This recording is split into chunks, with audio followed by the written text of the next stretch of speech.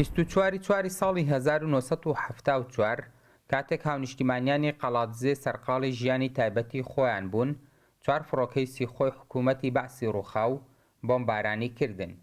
بەم هۆیەوە 130 هاونیشتیمانی شەهید بوون و 240 دیکەش بریندار بوون. 24 بە ڕۆژی ماتەمینی گەلی کورد ناوزەندکرا بە نسبەت قەڵازێشەوە ڕۆژێکی ڕەشی پرشکۆدارە و فاشیەکان بە نێوچوانی خۆیانەوەلا. ئەو ڕۆژەی باوکم بزەبە لە ناوەڕاستی شاری قەڵازەیەک شوێتی بپارێتەوە لە کاتی ڕۆشتندا بووە پرنچکەیەک لە ئەو لامپاڵمانی بەرکەوتووە و کە چەند هەنگاوێک ڕۆشتووە بەبێ سەر بینیویانە. لەنێو ئەم گۆڕانەدا دایکێک و 8 منداڵ هەن کە لە 24 ساڵی 1970 شەهید بوونە. ئەوان هاوسەر و منداڵی ئەحمەدی حاجی سابیرن، ئەو پیاوەی کە ماوەی 33 ساڵ بەهۆی کاریگەری ئەم ڕووداوە جلی ڕەشی پۆشی و ناسناوی پیاوە ڕەشپۆشەکەی قەڵاتزێی پێدرا. بۆمبێک بە ماڵی ئێمە کەوتووە کە 5 برا و 3 خوشکم و دایکم شەهید بوون لەوێدا. دوای 5 ساڵ باوکم ژنی هێنایەوە کە دایکی من دەکا.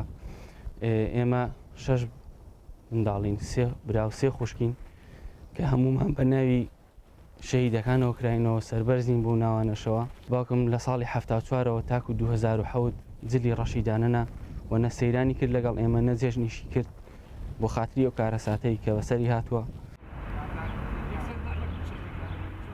لە 24 ساڵی 1982 هاونیشتیمانیانی قەڵاتزێ بڕیاریاندا یادی بۆمبارانی شارۆچکەکەیان بکەنەوە، بەڵام ئەم یادکردنەوەیە بۆ ڕاپەڕین گۆڕا و حکوومەتی بەعسی ڕووخاویش بەهێزی چەکداری کۆتایی بە ڕاپەڕینەکە هێنا.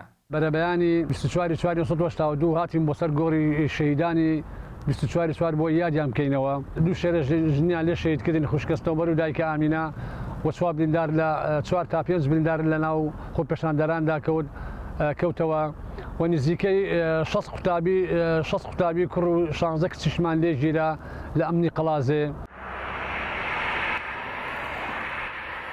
24 ساڵی 1974 بە ڕۆژی شەهیدی زانکۆش ئەژمار دەکرێت، چونکە لەم ڕۆژەدا لە قەڵاتزێ ژمارەی خوێندکاری زانکۆی سلێمانی شەهید کران کە ئەو کات بە شێوەیەکی کاتی زانکۆکەیان لە ترسی حکوومەتی بەعسی ڕووخاو بۆ قەڵاتزێ گوازرابەوە.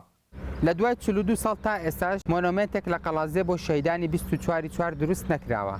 بۆ یەکە سوکاری ئەم شەهیدانە داوا دەکەن حکوومەتی هەرێمی کوردستان لە دوای کۆتایی هاتن بە قەیرانی دارایی مۆنۆمنتێک بۆ شەهیدەکانیان دروست بکات بۆ ئەوەی بزاندرێت لە 24 چی بەسەر قەڵاتزێدا هاتووە. فەرمانچۆمانی ڕوودا و قەڵاتزێ.